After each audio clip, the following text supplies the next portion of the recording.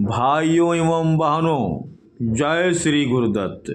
आप सबका शाश्वत ज्ञान गिरनार से चैनल में स्वागत और अभिनंदन है। भाइयों बहनों, गौ की महिमा तो अपरंपार है, किंतु फिर भी कुछ अनजान वैज्ञानिक तथ्य है जो जानने योग्य है। कहते हैं कि गौ माता के खुर से उड़ी हुई धूल को सिर पर धारण करता है वह मानो तीर्थ के जल से स्नान कर लेता है और सभी पापों से छुटकारा पा जाता है। पशुओं में बकरी, भेड़ में उटनी, भैंस इत्यादि का दूध भी काफ़ी महत्व रखता है। हालांकि केवल दूध उत्पादन को बढ़ावा देने के कारण भैंस प्रजाति को प्रोत्साहन मिला है, क्योंकि ये दूध अधिक देती है और इसमें वसा की मात्रा ज़्यादा होती है, जिससे घी अधिक मात्रा में प्राप्त होता है। और इसके उलट गाय का दूध गुणात्मक दृष्टि से अच्छा होने के बावजूद कम मात्रा में प्राप्त होता है। दूध अधिक मिले इसके लिए गाय और भैंस के दूध निकलने की प्रक्रिया कुछ लोग क्रूर और अमानवीय तरीके से निकालते हैं।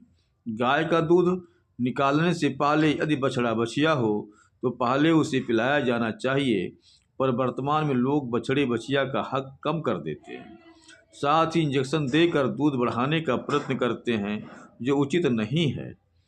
प्राचीन ग्रंथों में सुरभ इंद्र के पास कामधेनु समुद्र मंथन के 14 रत्नों में एक नंदिनी, पदना, कपिला और आदि गायों का महत्व बताया गया है। जैन धर्म के प्रथम तीर्थकर ऋषभदेव ने अश्व, मत्स्य एवं कृष्ण गौ वंश को साथ लेकर उनके महत्व मनुष्य को सिखाए। हमारा पूरा जीवन गाय पर आधारित है। शिव मंदिर में काली गाय के दर्शन मात्र से काल सर्प योग निवारण हो जाता है। कहते हैं कि गाय के पीछे के पैर के खुरों के दर्शन करने मात्र से कभी अकाल मृत्यु नहीं होती है। गाय की प्रदक्षिणा करने से चारों धाम के दर्शन लाभ प्राप्त होता है, क्योंकि गाय के 4 पैर 4 धाम माने गए हैं। जिन प्रकार पीपल का वृक्ष एवं तुलसी का पौधा ऑक्सीजन छोड़ते हैं, उसी प्रकार यदि एक छोटा चम्मच देसी गाय का घी जलते हुए कंडे पर डाला जाए तो 1 टन ऑक्सीजन बनती है। यही कारण है इसलिए हमारे यहाँ यज्ञ हवन अग्निहोम में गाय का ही घी उपयोग में लाया जाता था। प्रदूषण को दूर करने का इससे अच्छा और कोई साधन नहीं है। धार्मिक ग्रंथों में लिखा है, गावो विश्वस्य मातरः, अर्थात गाय विश्व की माता है। गौ माता की रीढ़ की हड्डी में सूर्य नाड़ी एवं केतु नाड़ी साथ हुआ करती है, और जब वो धूप में निकलती हैं तो सूर्य का प्रकाश गौ माता की रीढ़ हड्डी पर पड़ने से घर्षण द्वारा केरोटीन नाम का पदार्थ बनता है, जिसे स्वर्णाक्षार कहते हैं। यह पदार्थ नीचे आकर दूध में मिलकर उसे हल्का पीला बनाता है। इसी कारण गाय के दूध का रंग हल्का पीला या सुनहला होता है, जिसे पीने से बुद्ध का तीव्र होना अनिवार्य हो जाता है, तीव्र विकास होता है। जब हम किसी अत्यंत अनिवार्य कार्य से बाहर जा रहे हों और सामने गाय माता के इस प्रकार दर्शन हो कि वह अपने बछड़े या बछिया को दूध पिला रही हो, तो हमें समझना चाहिए कि जिस काम के लिए हम निकले हैं वह कार्य अब निश्चित ही पूर्ण होने वाली है। गौ माता का गोधूल बेला में घर वापस लौटने का संध्या का समय अत्यंत शुभ एवं पवित्र है। गाय का मूत्र गौ औषधि है।